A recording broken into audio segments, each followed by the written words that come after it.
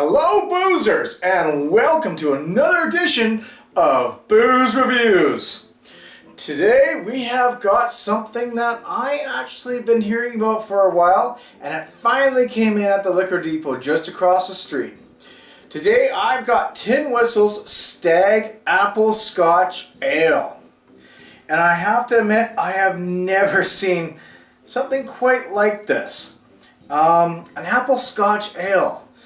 Now, I don't know if you guys have been following us on Facebook, but I went and posted a picture a little while ago about a beer that I really enjoyed from Tin Whistle.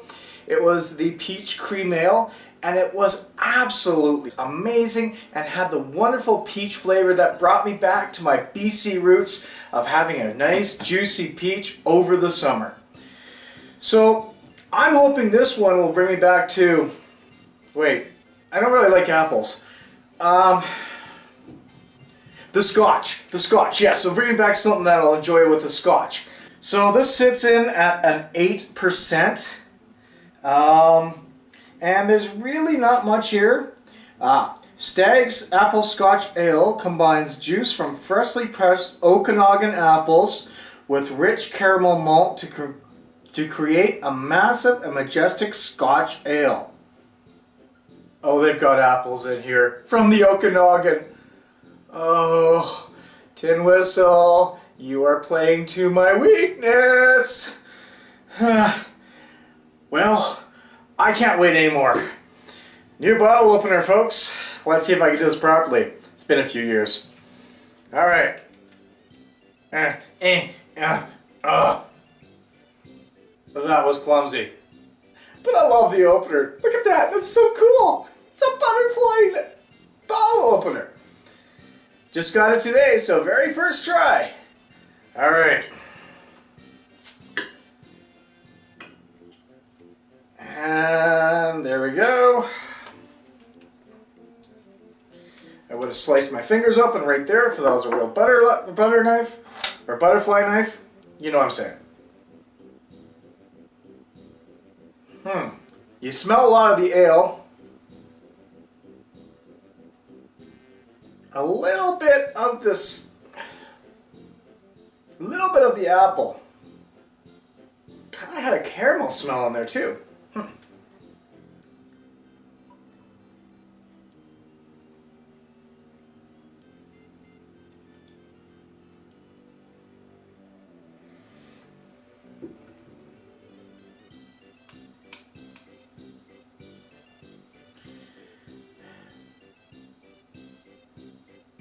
So in here you get more of the ale smell.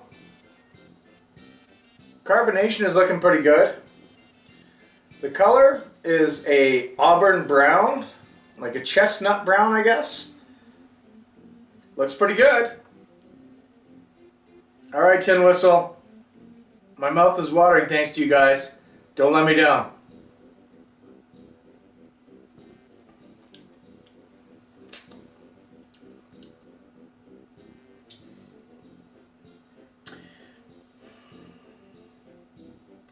Well, I was expecting more of an apple flavor. Not gonna lie about that. But with a Scotch ale, so to speak, it's not there.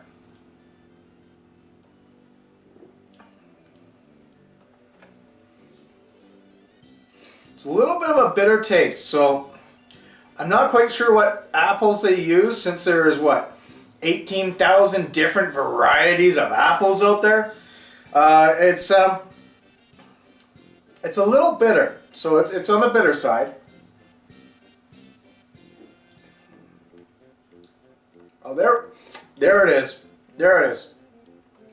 So I got a sweetness of the apple. It was hidden in there, but it was on the first contrast.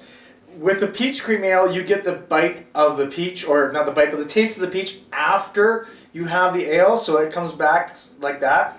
This one you don't. You get it on the front part of the drink. So when it hits your tongue, that's when you get the apple, and the Scotch sort of ale comes up afterwards.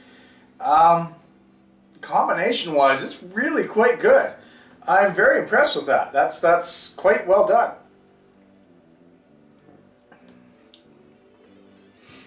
like I said, it is bitter. And you do get the other taste afterwards. It's not overly powering with the apple. They've made it very subtle in this one. I know they love to use their fruits in their beers. This one, it's there, but the Scotch ale taste takes over more than the apple. The apple is subdued. But it's hard to get any taste with an apple and an ale. You get more of a bitter than a sweet. Give it any other fruits, possibly, yes. But this one, yeah, I can see why. But you do get the apple taste every now and then. But it's in the beginning. After that, the Scotch ale takes over. Done deal.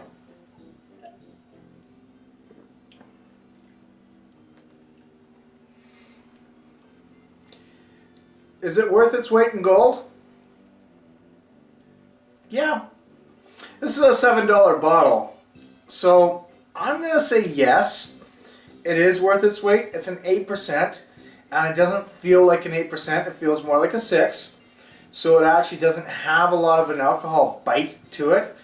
Very well done. Very well thought of and quite interesting. The other thing is kind of the title and the picture kind of reminds me of like Deer Hunter of the video game systems. Except there is no target on the deer's head.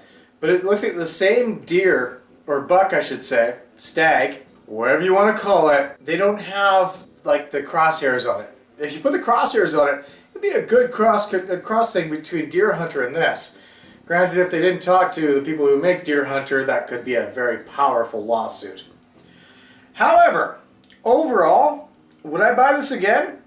Yeah, I would. $7 a bottle. It'll last me for an evening, or at least for a few hours while I'm out hanging out with a few friends. Would I get drunk off of it? I could see myself getting drunk off of it. It's a very good medium beer, which would be very good for even cooking with pork. I like my pork, and I mean, I would love to do a glazed apple pork someday.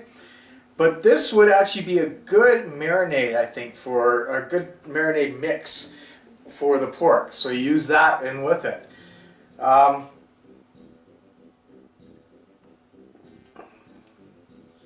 Yeah, it's definitely well done. Not quite well balanced if you're looking for apple. If you're looking for Scotch, the Scotch ale, it's very well balanced. Yeah. I can see myself drinking a few of these and actually enjoying them. However, I'd probably go back to the Peach Creed because that beer is phenomenal. Absolutely phenomenal. It beats out this one by a landslide. So, if you really want something that'll bring back or have the feeling of summer since we're getting so much fucking snow, then go and check out the Peach Cream Ale and it'll just sit back, relax, have a sip and go, oh, right, the days of summer. And then if you want, just have this one afterwards. You're just wanting to look to get possibly drunk and whatnot. But overall, Tin Whistle, once again, thumbs up, guys. Nicely done, nicely paired. Way to go for making the combination. It's definitely a different and unique beer. And it's one that's still a great beer. Very well done. Anyways, folks, I'm PK. This has been another Booze Reviews, and we will see you next time for something else. What is it? I don't know. I just find one, pick it, and then I'll review it. Thanks again, folks. Cheers.